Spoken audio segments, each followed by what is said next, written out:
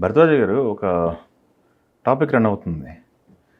తెలుగు హీరోల్లో ఎక్కువ మంది హీరోయిన్స్‌తో నటించిన హీరో ఎవరు అని చెప్పేసి రన్ అవుతుంది. అందరూ కొంతమంది ఏమో ఆహ్, శోభనబాబు గారు, కృష్ణ గారు, నాగేశ్వరరావు గారు, రామారావు గారు.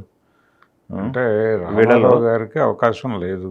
హ్మ్. ఎందుకంటే ఆయన 300 సినిమాలు చేశాడు. హ్మ్. కానీ హీరోయిన్ విషయంలో పర్టికులర్‌గా లేడు ఆయన ఎప్పుడు. ఓకే. ఎప్పుడు లేడు. అలా రిపీట్ అయిపోయినారు. హీరోయిన్స్ అంతా రిపీట్ అయ్యారు. హీరోయిన్స్ రిపీట్ ఉన్నారు ఓకే. విపరీతంగా. ఓకే. ఓకే.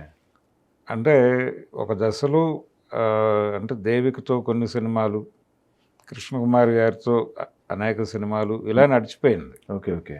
పర్టికులర్‌గా ఇప్పుడు వరలక్ష్మి గారితో చేశాడు ఆయన. హ్మ్. అలా వెళ్ళిపోయింది తప్ప పర్టికులర్గా ఈ హీరోయిన్ ఉండాలి అనే ప్రోగ్రామ్ అసలు ఎప్పుడూ లేదు.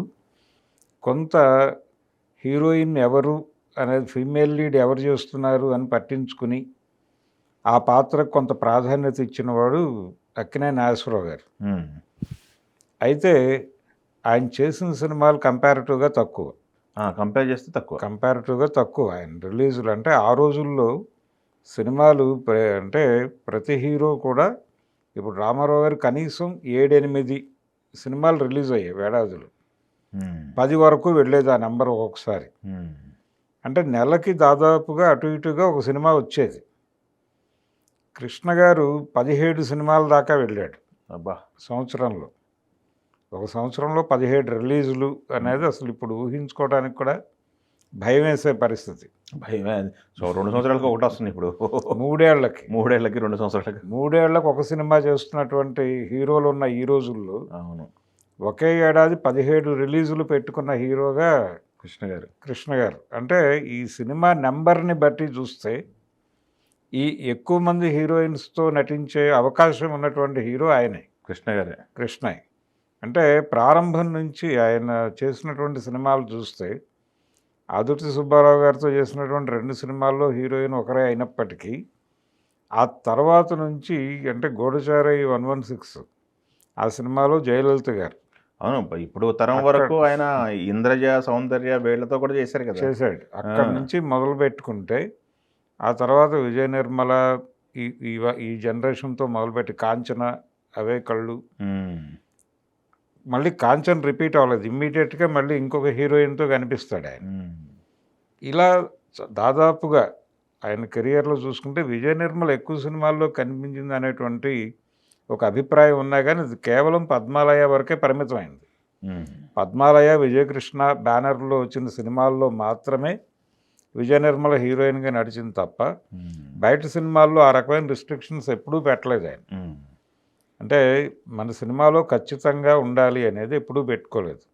ఆయన కృష్ణకుమారి గారితోనూ చేశాడు, అలాగే జమున గారితోనూ చేశాడు బయట సినిమాల్లో. అలా కొనసాగింది.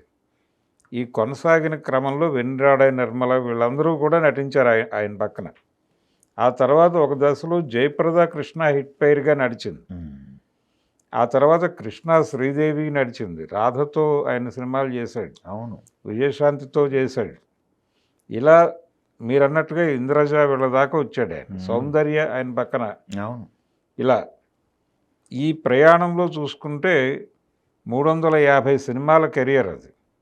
350 కెరియర్లో ఎక్కువ మంది హీరోయిన్స్తో చేసిన హీరో ఎవరు అనే ప్రశ్న కనుక వేసుకుంటే ఖచ్చితంగా సూపర్ స్టార్ కృష్ణ అని చెప్పక తప్పని పరిస్థితి. ఓకే. దానికి మొత్తం లిస్టు తీసి వెరిఫికేషన్స్ కూడా పెట్టాల్సిన అవసరం లేదు. ఓకే. ఆయన చేసినటువంటి సినిమాలు, అలాగే ఆయన కూడా రామారావు గారి ధోరణిలోనే పెద్దగా హీరోయిన్ పాత్ర గురించి ఆలోచించిన మనిషి కూడా కాదు. ఆ టైంలో ఎవరున్నారు అనే దాన్ని బట్టి డైరెక్టర్ చూస్ చేసుకుని కొనసాగటమే. ఈయన సెలెక్ట్ చేయటం అనే కార్యక్రమం కూడా లేదు. అవును. అంత చూజీగాను అంత డిజైన్డ్గాను కూడా వెళ్ళలేదు ఆయన. తన సినిమాలకు సంబంధించి లైన్ కూడా కొంచెం బ్రీఫ్గా వినేసి ముందుకు అడిగేసిన పరిస్థితి.